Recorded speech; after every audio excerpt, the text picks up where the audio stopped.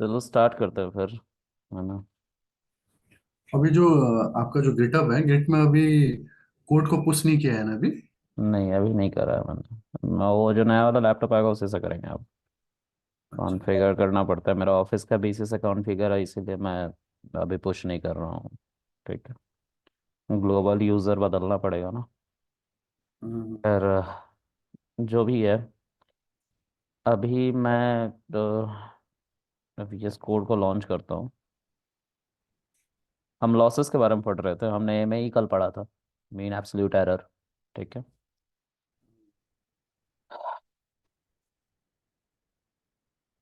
तो mean absolute error में जो था,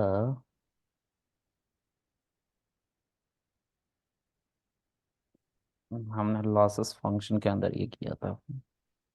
ठीक है। अब इसमें मैं सब कुछ शुरू से चला लेता हूँ।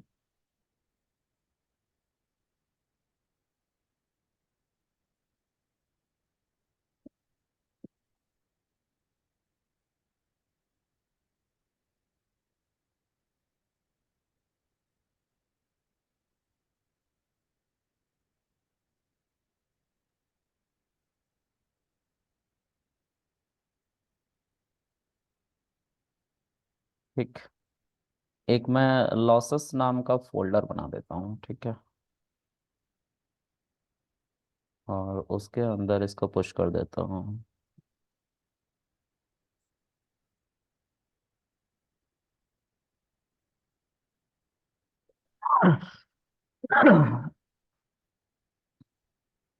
और इसका रीनेमिंग कर देता हूँ, MAE। ठीक है। मैं इसी के अंदर कुछ और फाइल्स बनाऊंगा, MSC करके। Main square error loss function.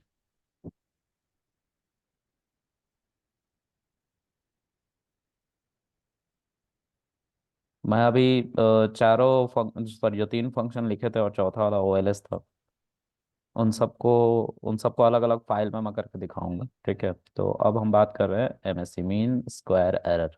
ठीक है। तो MSC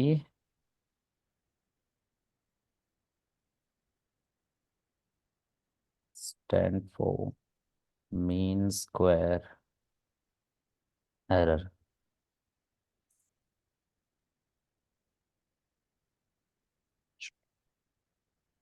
ये गलत हो गया। अच्छा चलो, कमेंट कर रखा है मैंने, but still I don't need this. I need a mark down. Okay, let me remove this. Okay. So mean square error, देखो, कुछ कॉलेज के स्टूडेंट्स थे। ठीक है। जब MAE बना, तो PhD जब हम करने जाते हैं, तो ज़्यादातर लोग क्या करते हैं कि उन सबको थीसिस पेपर लिखना होता है। ठीक है।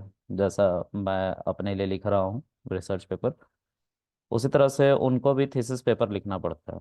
क्योंकि बिना थीसिस पेपर के अप्रूव्ड हुए कोई बंदा PhD क्वालिफाई नहीं कर सकता है। कोई एक स्पेसिफिक सेगमेंट में उसे अपना PhD करना पड़ता है, और उसी के ऊपर थीसिस पेपर लिखना पड़ता है कि भाई तुमने इसमें क्या एक्सप्लोर किया है। और ऐसा ही हुआ है AI में भी। ठीक है। जब ये एरर्स निकाले जा रहे थे, MAE निकाला गया, फिर MSC निकाला गया, फिर RMSC निकाला गया, तो जब वो लोग इस चीज को कैलकुलेट कर रहे थे, तो होंगे कॉलेज के स्टूडेंट। ठीक है। उन्होंने, एक ने MAE बनाया, तो दूसरे बंदे ने बोला कि यार ये तो बहुत कम हमारा लॉस दिखा रहा है, तो हम इसको एक्सपेंड करके दिखा सकते हैं, इसीलिए उन्होंने बनाया MSC। एक किसी बंदे ने उठ के बना दिया होगा। तो कुछ ज़्यादा खास नहीं हुआ है, बस स्क्वायर निकाल दिया गया है एरर का। ठीक है। कल हमने जब MAE निकाला था, तो मीन एब्सोल्यूट एरर हमने जब दो पॉइंट के बीच में, दो पॉइंट के बीच को जब माइनस किया, जैसे for example I am just going to draw this again, let's say this is that point, है ना। ये एक पॉइंट है। ठीक है। अब इस पॉइंट से इस पॉइंट की क्या डिस्टेंस है, यही लॉस है। इस पॉइंट पे अगर हम पहुंचते हैं, लॉस का मतलब होता है कि लेट्स से मुझे अपने घर जाना है और मेरा घर लेट्स से है बलिया में, ठीक है। तो यहाँ से बलिया 900 किलोमीटर दूर है। लेकिन अगर मैं अपने यहाँ से मतलब अपने घर जा रहा हूँ शॉर्टेस्ट पाथ से, शॉर्टेस्ट पाथ का मतलब कि एक सीधी लाइन खींच दूं मैं, नोएडा से लेकर अपने घर के बीच में एक सीधा रास्ता बनवा दूं और मैं फिर उस रास्ते से जाऊं, और मैं जाते जाते लेट से बनारस में रुक गया, तो मेरे घर से बनारस जो है 162 किलोमीटर दूर है। तो 900 में से 162 को माइनस कर देंगे और जो वैल्यू निकल के आएगी वो मेरा लॉस है। मैं अपने घर पहुंचा नहीं, ठीक है। मैं यहाँ से चला जरूर, ठीक है, लेकिन यहीं पे आके इस पॉइंट पे आके रुक गया। तो जो मेरा लॉस निकल के आया, वो लॉस यहाँ से लेके इस पॉइंट की दूरी है, ठीक है। ये मेरा लॉस है, ठीक है। तो ये जो मेरा लॉस है, इसको कल हमने निकाला था। अब यहाँ पे दिखाई दे रहा है मीन स्क्वायर एरर। तो पहले एरर निकालेंगे, यानी कि ये डिस्टेंस निकालेंगे। तो 900 में हम 162 को माइनस, सॉरी 900 में 162 को माइनस करेंगे। ये थोड़ा उल्टा हो रहा है, इसको कुछ ऐसे कह सकते हैं कि लेट्स से सिंपल एग्जांपल लेते हैं, मेरा घर का नहीं लेते हैं, ठीक है, मैं समझा पाऊंगा फिर बेटर। मान लो कि ओवरऑल जो डिस्टेंस है इस पॉइंट से इस पॉइंट तक पहुंचने के लिए, वो है 10 किलोमीटर, ठीक है। और ये जो डिस्टेंस मैंने कवर किया है ये है 8 किलोमीटर, ठीक है। आई am just drawing it slowly because Zoom is not responding to Ubuntu. So yeah, this is 8 kilometer, okay. So अब अगर मैं इस लॉस की बात करूँ तो this loss is 2 now, this loss is 2 because I'm talking in the context of kilometer, no, that's why this 2 is also known as kilometer, 2 kilometer, okay. So overall loss from point B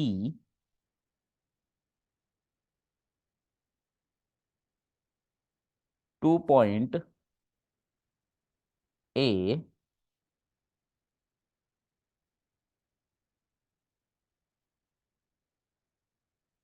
is 2 kilometre, okay. कल हमने ये निकाला था, हमने सबका ऐसा ही loss निकाला था। नाउ आज हम बात कर रहे हैं मीन स्क्वायर एरर। तो हमने पहले लॉस को निकाल लिया, यानी कि एरर को निकाल लिया, ठीक है। फिर उस एरर को यानी कि इस 2 को हमने क्या किया, स्क्वायर कर दिया,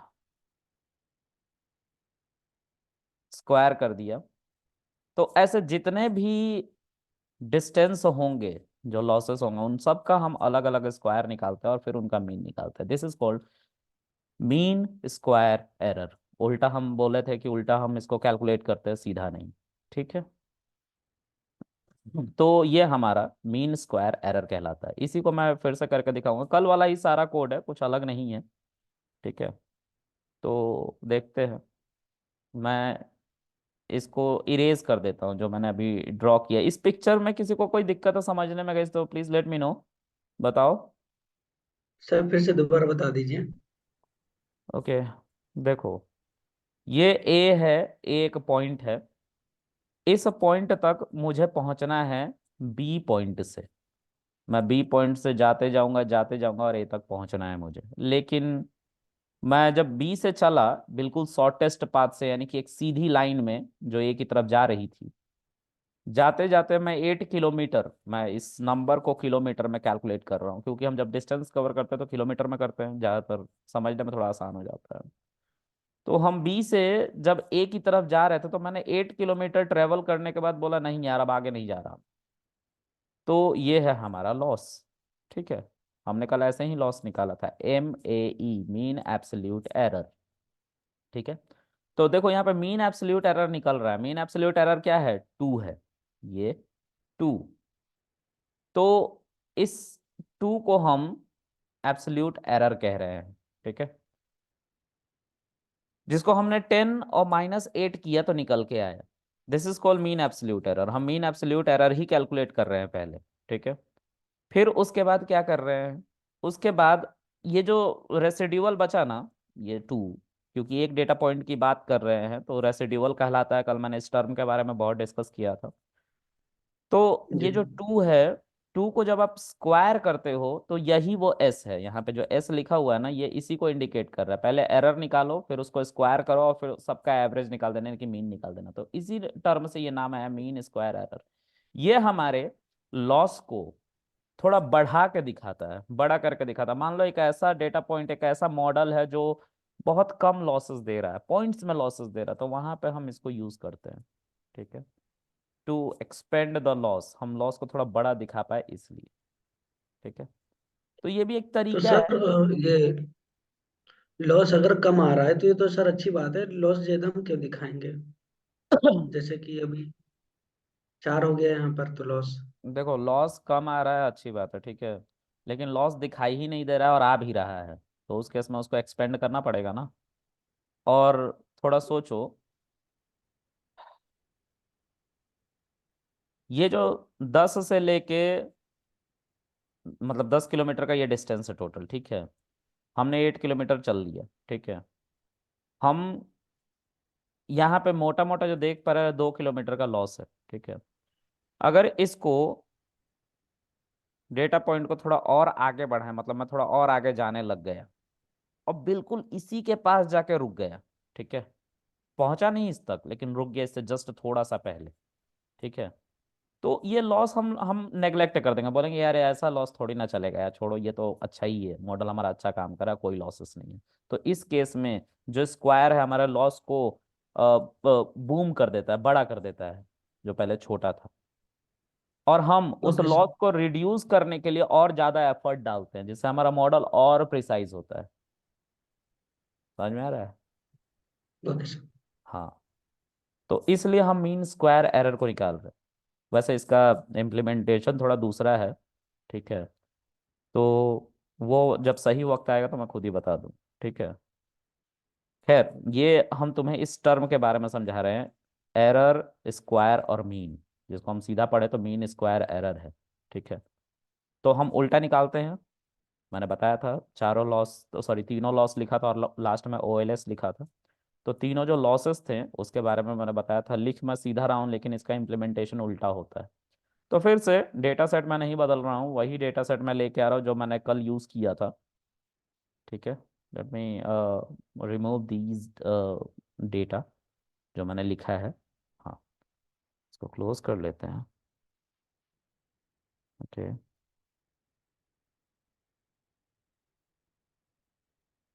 अब जो है सब कल वाला ही कोड है, ठीक है। लेकिन लॉसेस हमारा थोड़ा अलग आएगा, ठीक है। तो देखो, डेवलपरों को वीएस कोड में एक सुविधा दी गई है। हम अपने स्क्रीन को स्प्लिट कर सकते हैं 2 पार्ट में, ऐसे। दिख रहा है?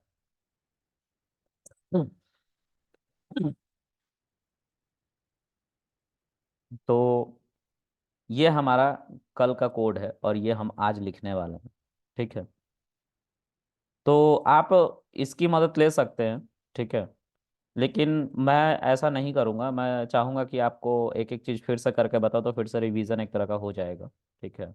वीडियो को लंबा करने के लिए नहीं कर रहा हूँ, ठीक है, क्योंकि मेरे पास ऑलरेडी बहुत सारा कंटेंट है जो मैं बनाऊंगा तो लंबा हो ही जाएगा। But still I just want to make you understand कि क्या हो रहा है, इसलिए मैं सब काम फिर से कर रहा हूँ, ठीक है। तो सबसे पहले हम अपने लाइब्रेरीज को इंपोर्ट करेंगे।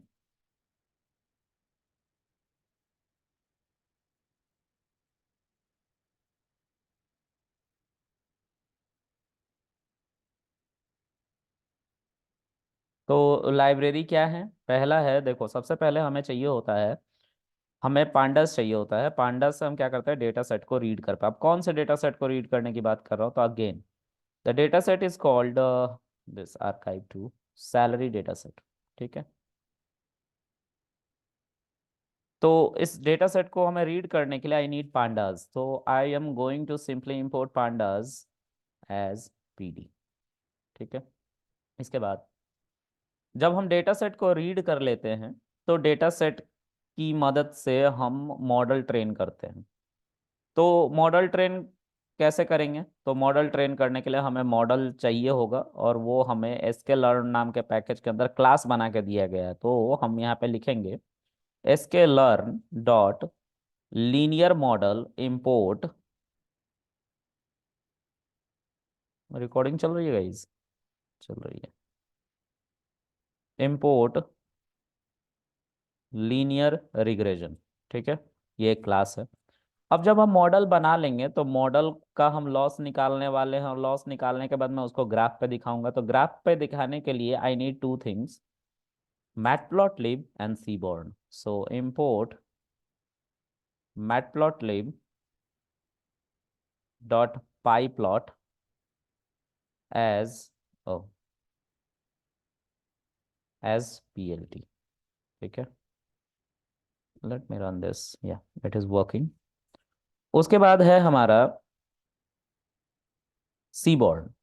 सो import seaborn to sorry as sn, ठीक है। आप कुछ भी नाम दे सकते हैं, यू आर फ्री। अलाइसिंग इसको कहते हैं, एज करके जो मैंने लिखा है ना, ये अलाइसिंग कहते हैं, क्योंकि बार बार मुझे पांडास ना लिखना पड़े इसलिए मैंने उसको शॉर्ट नेम दे दिया है pd। यहाँ पे इतना बड़ा चीज बार बार ना लिखना पड़े इसलिए मैंने इसको नाम दे दिया है plt। सीबॉर्न मुझे बार बार ना लिखना पड़े इसलिए मैंने नाम दिया है sn। तो इसको अलाइसिंग कहते हैं, ठीक है। अब क्या है कि मैं सबसे पहले डेटा को रीड करूंगा। तो reading data set using pandas, and the data set name is salary data dot csv, okay, and it is available inside archive 2, okay. So this is that file which I want to read. This is actually the file, this is the folder, okay. So let me read this. कैसे read करेंगे? तो यहाँ पे लिखेंगे pd dot read underscore csv, okay. I am simply going to get this path. तो इस पे जब हम राइट क्लिक करेंगे तो यहाँ पे पाथ का सेक्शन आ रहा है, you have to simply place it here, okay. This is your path, okay. थोड़ा बड़ा दिख रहा होगा। अब इसको मैं मिनिमाइज कर लेता हूँ, ठीक है। तो this is your path, okay. Just this, okay. So this is our path, okay. अब I just wanna run this, so ये हमारा डेटा सेट आ जाता है, ठीक है। अभी क्या है कि मैं इसको फर्दर यूज करना चाहता हूँ, that's why I'm going to store it inside a variable called a df, okay. तो now df will show you the same output जो आपने यहाँ पे रीड किया है, ठीक है। अब क्या है कि हमें इसमें से इन दोनों कॉलन को स्लाइस करके निकालना है। So I will simply call iloc। iloc is a function of pandas। So यहाँ पे हम लिखेंगे df1 dot iloc, and I will पास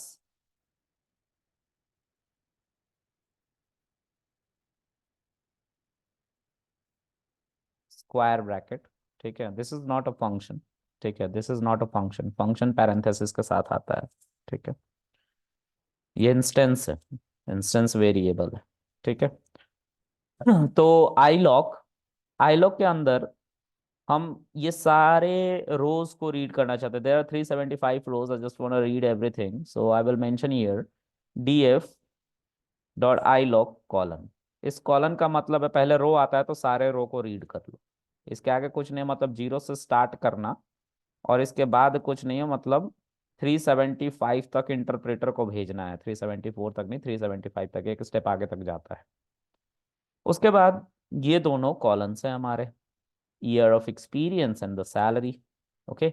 सो ये दोनों हमारे इंडेक्स पे ही हैं। कौन से इंडेक्स पे हैं? तो अगर यहाँ से स्टार्ट करें तो age is on zeroth index, gender is on first index, second index, third index and fourth index, this is the final one, fifth index.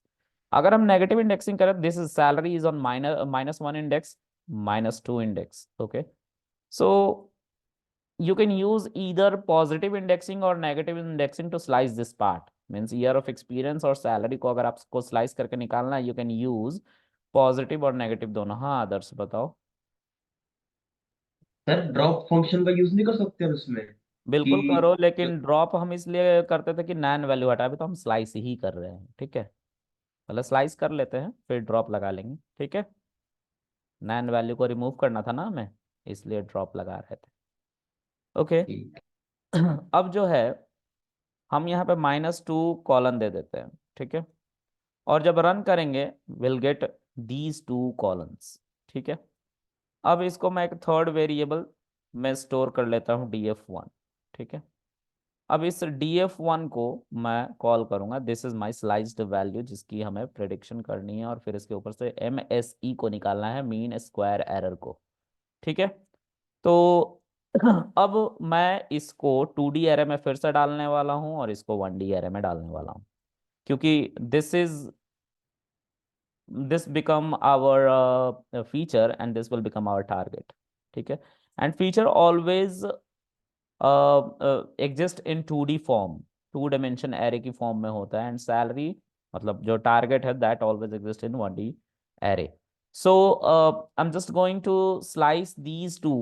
Okay, कैसे, एक को 2D में और दूसरे को 1D में. So slicing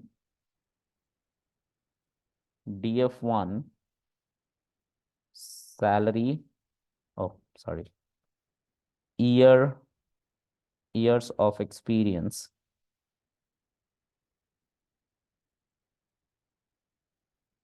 into 2D array.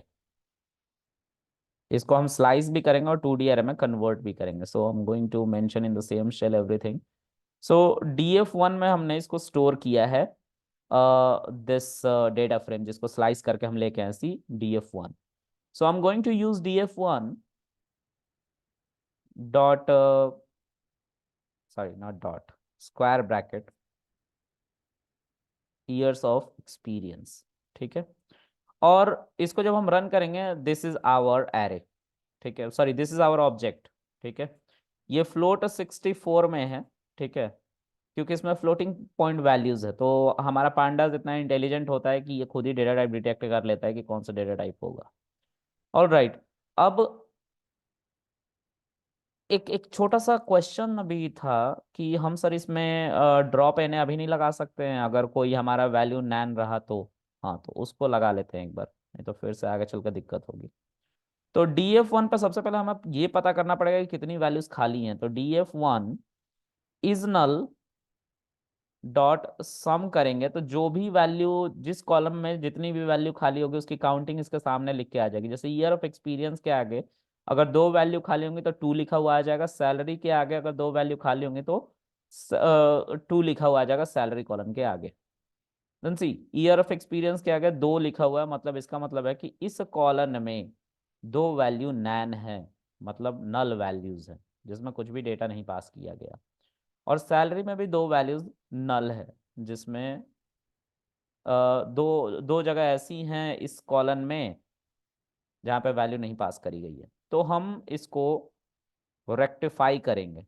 Rectify करेंगे मतलब उन रोज को हटा देंगे पूरा का पूरा जहाँ पे नैन वैल्यू होगा. तो हम यहाँ पे df1 पे ड्रॉप na लगाएंगे और पैरेंथेसिस दे देंगे. अब मान लो कि तुम चाहते हो कि इस df1 में ही परमानेंट बदलाव आ जाए, तो इन प्लेस एक यहाँ पे होता है, इसको ट्रू कर देना. बाय डिफॉल्ट ये फॉल्स रहता है, तो df1 में परमानेंट बदलाव आ जाएगा. दिस इज आवर शेल जिसको अभी अभी चलाया है हमने. यहाँ पे फिर से एक शेल ले लेते हैं और df1 को आपको दिखाते हैं. सी 373 रोज हो गए. ठीक है, यहाँ तक किसी को दिक्कत है समझने में? हम्म, नहीं सर।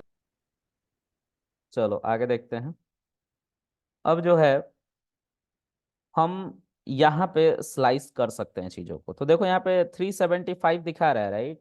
ये 375 से 373 हो जाएगा, क्योंककि दो वैल्यूज जो नैन थी, दो रो को हमने डिलीट मार दिया। So let's run this and see, 373 हो गया, यानी कि अब इस कॉलन में 373 हमारे वैल्यूज रखे गए हैं। तो अब इन सबको हमें एरे में कन्वर्ट करना है। तो एरे में कन्वर्ट करने के लिए हम क्या करेंगे, हम यहाँ पे लिखेंगे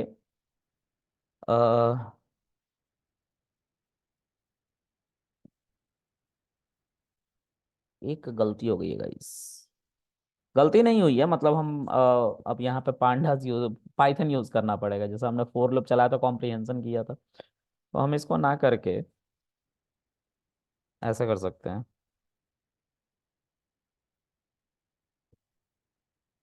जीरोथ इंडेक्स से वन तक जाएंगे। तो इससे हमारी, एक सेकेंड यार,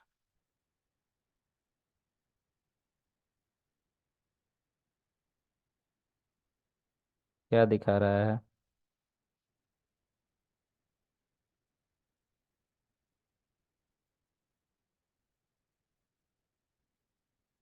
कुछ गड़बड़ कर रहे हैं हम, हमें लग रहा है। हाँ, नम इंपोर्ट नहीं करा था। नहीं नहीं, आई लॉक नहीं लगाया भाई, अभी ऊपर में ही तो किया है। मैं भी भूल जाता हूँ ना कभी कभी, इंसान हूँ।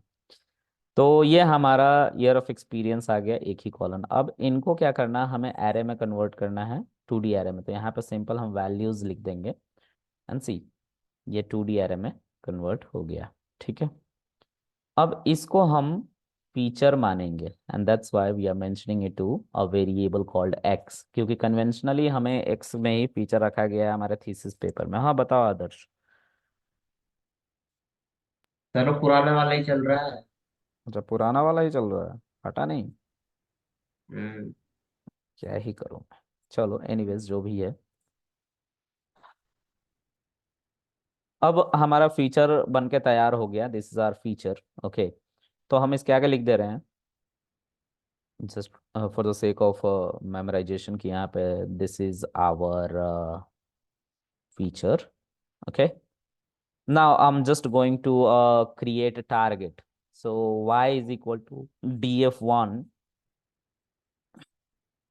dot iloc, not iloc, let's simply mention salary.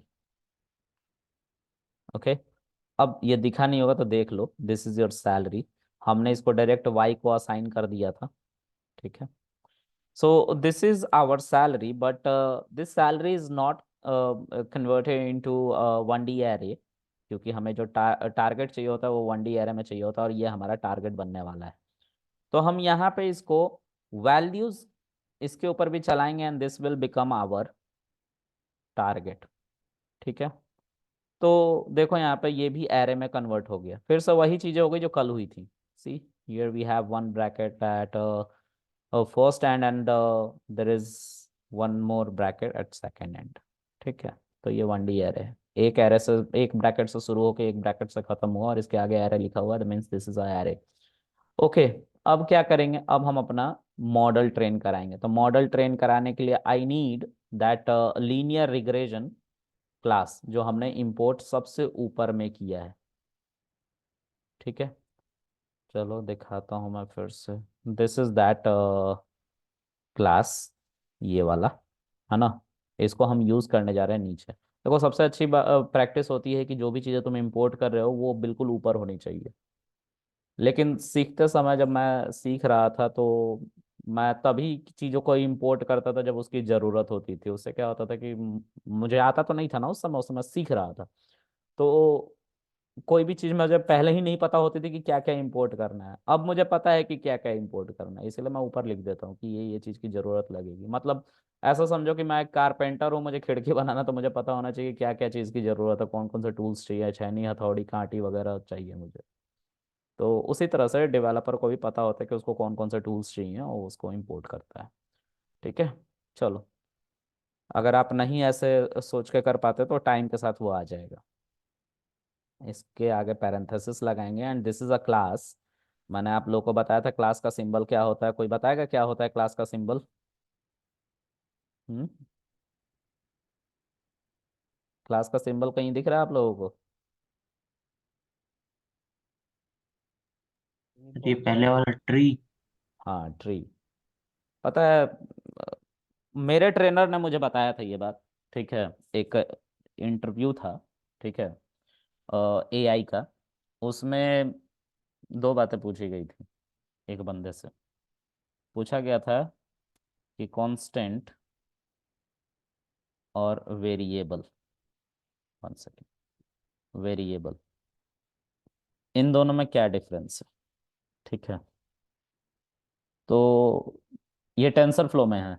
Tensor flow में ये आते हैं। टी एफ डॉट कॉन्स्टेंट होता है and T F dot variable होता है। तो बंदे से पूछा गया और बंदे ने बोला कि दोनों हम टेंसर फ्लो टेंसर बनाने के लिए यूज़ करते हैं। टेंसर एक तरह का एरे ही होता है। ठीक है। लेकिन उसकी मेमोरी साइज बड़ी होती है। उसकी मेमोरी साइज 128 तक जा सकती है। ठीक है। एरे की नंपाई से जो एरे बनते हैं उसकी मेमोरी 64 बिट तक जाती है। ठीक है। ये स्टैंडर्ड है। तो उस बंदे ने इनका जवाब नहीं दिया। उसने सिर्फ बोला टेंसर बनाने के लिए यूज़ किया जाता है दोनों को। ये जो है ये इम्यूटेबल होता है और ये म्यूटेबल होता है। मतलब ये चेंज हो सकता है, ये नहीं हो सकता। इतना तक उसने बताया। और उस बंदे ने मेरे ट्रेनर से पूछा। तो मेरे ट्रेनर ने भी उस समय उनके दिमाग में स्ट्राइक नहीं हुआ। कुछ दिन बाद उनको स्ट्राइक हुआ। तो उन्होंने बोला कि this is a class and this is a variable. क्यों? क्योंकि सर इसका जो इनिशियल है that is in capital letter. और तुम लोग को यहाँ पे दिख रहा है L. This is also in capital letter.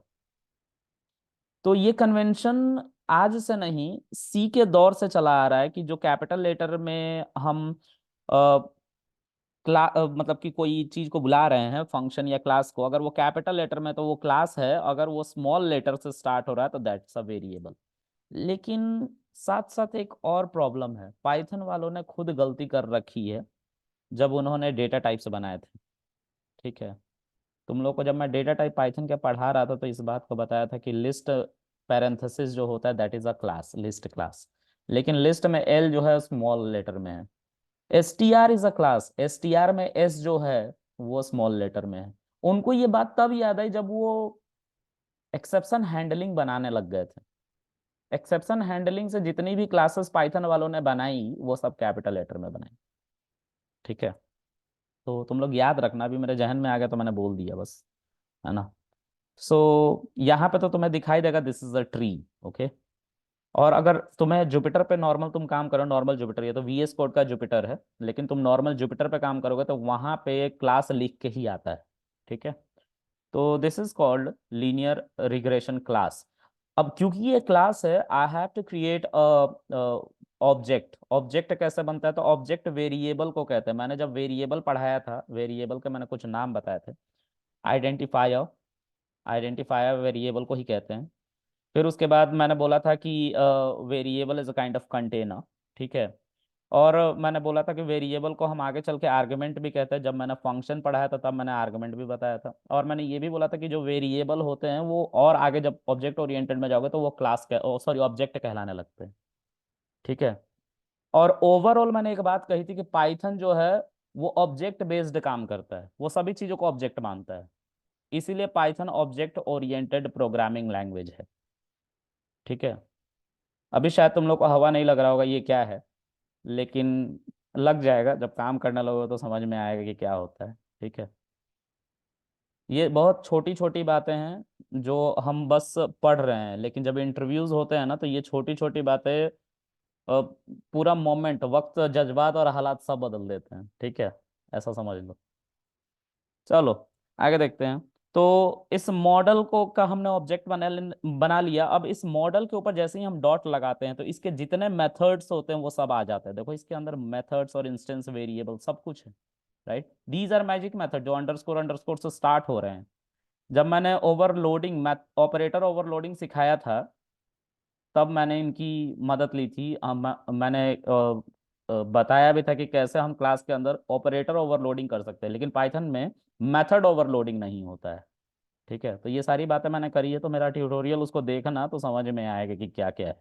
ठीक है। बहुत सारी बातें जो तुम्हें नहीं पता है, मिक्सिंस के बारे में नहीं पता है, इंटरव्यू में बहुत फ्रिक्वेंट पूछा जाता है। ठीक है। तो ये सब प्लीज थोड़ा चैट जीपीटी से पूछो, पता चल जाएगा, नहीं है तो वीडियो जाकर देखो, वहां पे है। ठीक है, चलो। अब उसके बाद है यहाँ पे fit. Fit is a method. अब मेथड भी फंक्शन की तरह दिखता है, सी यहाँ पे बॉक्सेस है, ठीक है, क्योंकि ऑब्जेक्ट के ऊपर डॉट लगा के हम चला रहे